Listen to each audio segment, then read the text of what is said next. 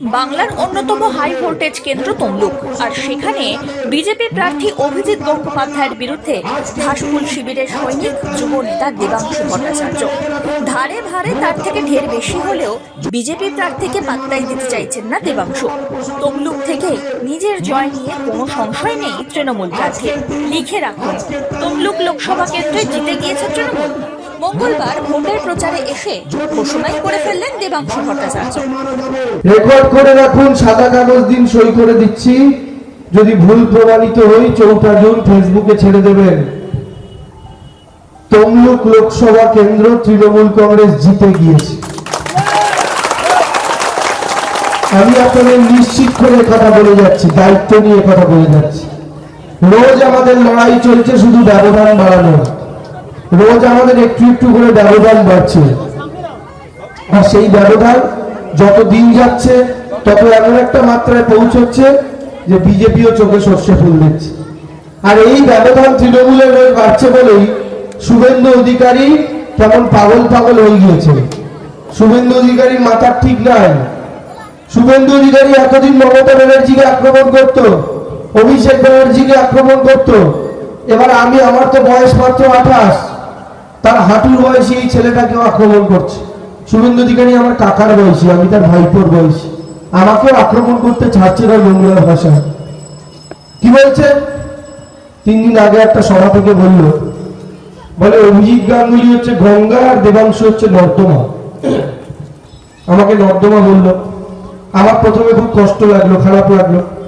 আমি তো তার হাঁটুর বয়সী ছেলে, আমার গায়ে তো কোনো কালির দাগ নেই, আমাকে এই খারাপ কথাটা বলছে কেন? আমার প্রায় কাকুর বয়সী একজন লোক। প্রথমে খুব কষ্ট লাগছিল, তারপরে ভেবে দেখলাম ও ভুল তো কিছু বলেনি, ঠিকই বলেছে। দেবাংশু নর্দমা, ভুল কিছু বলেনি। কেন জানে? কারণ নর্দমার কাজ কি? নোংরা জিনিস বাইরে বার করা। মমতা বন্দ্যোপাধ্যায় এখানে শুভেন্দু নামক নোংরা জিনিসটাকে বাইরে বার করার জন্য আমাকে পাঠিয়েছে। তাহলে আমি নর্দমা যদি হই আমার কোনো আপত্তি নেই। এদিকে তমলুকের বিজেপি প্রার্থী তথা প্রাক্তন বিচারপতি অভিজিৎ গঙ্গোপাধ্যায়ের প্রচারের উপরে নিষেধাজ্ঞা জারি করল নির্বাচন কমিশন। মুখ্যমন্ত্রী মমতা বন্দ্যোপাধ্যায়কে নিয়ে প্রকাশ্য সমাবেশে খারাপ কথা বলার অভিযোগে নির্বাচন কমিশনে অভিযোগ দায়ের করেছিল তৃণমূল কংগ্রেস। তারই পরিপ্রেক্ষিতে পদক্ষেপ গ্রহণ করেছে কমিশন।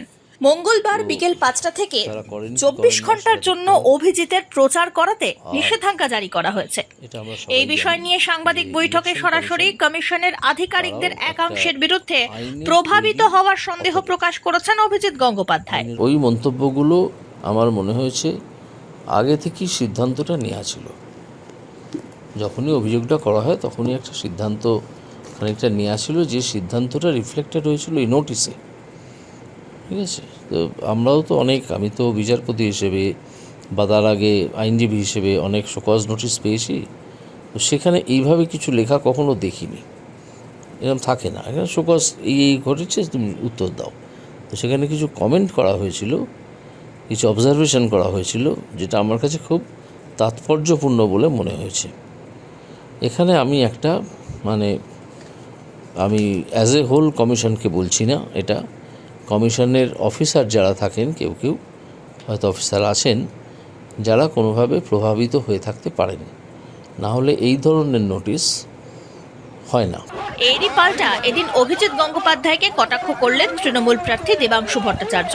এছাড়াও ওয়ান ইন্ডিয়া বাংলাকে আরো কি জানালেন তিনি, শুনে নেওয়া যাক। মানুষের পালস তো পজিটিভ, তৃণমূল জিতছে, আমরা জিতছি, তমলুক তৃণমূল জিতছে।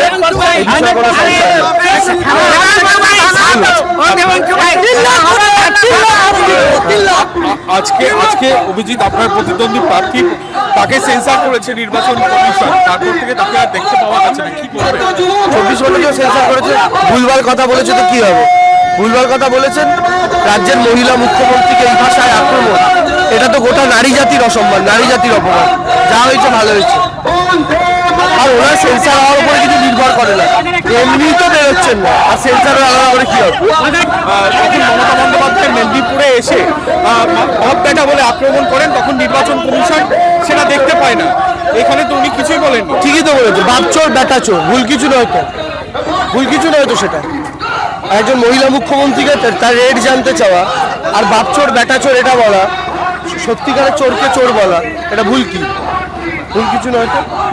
তুমি একটু আগে বলছিলে যে মহিলারাই তমলুকের তৃণমূলের মাস্টার স্ট্রোক বলা যায়। কি মনে হয় ভোটের মার্জিন কতটা হবে? মার্জিন আমি আজকে বলতে পারবো না, ভোটের পরে বলবো। তবে আমরা জিতছি এইটুকু আমি বলতে পারি। তমলুক লোকসভায় লড়াই যথেষ্ট জমজমাট। তৃণমূল বরাবর তরুণ তুর্কিকে গুরুত্ব দিতে আগ্রহী। দলের কাজে কিংবা সংগঠনের ক্ষেত্রে এগিয়ে দেওয়ার ক্ষেত্রে দলের সুপ্রিমো মমতা বন্দ্যোপাধ্যায়ের ভূমিকা প্রশংসনীয়। এমনকি লোকসভা নির্বাচনে বড় ময়দানেও তিনি তরুণদের উপরেই ভরসা রাখছেন। তাই দেবাংশু ভট্টাচার্যকে এবারে সরাসরি লোকসভার লড়াইয়ে পাঠিয়েছেন তিনি। আর সেই দেবাংশুই নিজের জয়ের ব্যাপারে একেবারে 100% আত্মবিশ্বাসী। শেষ পর্যন্ত তমলুক লোকসভা কেন্দ্রে জয় কার হয় সেটাই এখন দেখার। Bureau report, one India Bangla.